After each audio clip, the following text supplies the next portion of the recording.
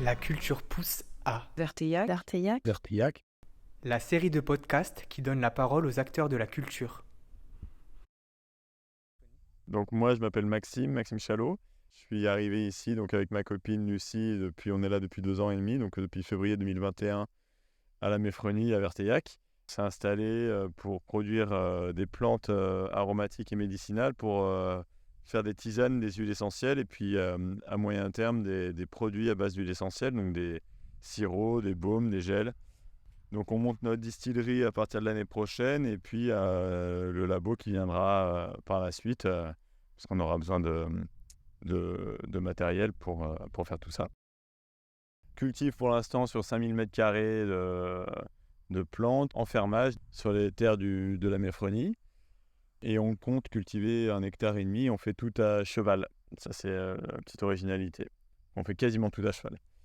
Par ailleurs, on a un diplôme de pharmacien, donc en fait on va proposer pas mal de formations sur tout ce qui est se soigner avec les plantes, les huiles essentielles. Ça pourrait être autour de l'agriculture aussi, voire même des réunions autour de l'attraction animale parce que c'est un sujet qui nous passionne. Donc ça, c'est ce qu'on va proposer au sein de notre entreprise. Mais aussi, on a monté depuis peu une asso à la Méfronie avec donc les propriétaires, mais pas que, qui voudraient proposer des activités culturelles à la Méfronie parce que c'est un lieu quand même collectif qui est très vivant. Et donc, il y a déjà pas mal de choses qui se sont faites auparavant, mais on va continuer en essayant de faire venir des pièces de théâtre, des concerts. Moi, j'ai pas mal d'idées, qui soient autour de l'agricole ou autour des choses plus culturelles.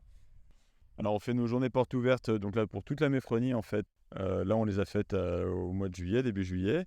C'est une fois par an, donc on va essayer d'avoir une date un peu fixe qui serait autour d'août. Et l'idée, c'est de faire des démonstrations de nous, ce qu'on fait. Démonstration de travail au cheval, l'usage des plantes, le maraîchage, parce qu'il y a une partie maraîchage dont s'occupe David, le côté architecte, parce que le propriétaire est architecte. Il y a aussi un fournil à la Méfronie, donc un speech du boulanger sur les farines qu'il utilise et comment il fait son pain dans l'ancien four, enfin dans le four actuel du château. Il y a aussi une cuisinière, Martine, qui utilise beaucoup de produits vraiment très très locaux à Verteillac et dans les environs.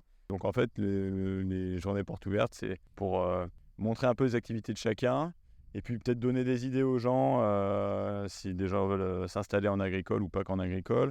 Puis même sur une espèce de consommation un petit peu plus locale de pas mal de choses. Il y a plein de choses qui sont en train de se passer à Verteillac, donc c'est vraiment super, c'est très encourageant, c'est vachement dynamique. La mairie, elle met pas mal de choses en place, mais même culturelles et pas culturelles. Et au niveau de la culture, par exemple, je trouve qu'il y a ce qui se passe là, il y a une maison d'édition qui vient de se monter, Oiseaux Rares.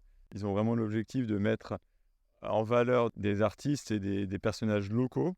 Et je trouve que c'est super, en fait, de parler de la culture, mais à échelle très, très locale. Donc il y a pas mal de choses qui pourraient être pensées dans ce sens-là, vu qu'il y a pas mal d'artistes qui ont travaillé en Dordogne et qui continuent de travailler en Dordogne. Donc rien que ça, c'est déjà beaucoup. Et on pourrait imaginer, donc eux c'est une maison d'édition, donc ils font des livres, mais il y a des groupes de musique qui sont en train de se monter. Il y en a déjà qui existent déjà, des groupes trad, des groupes de rock.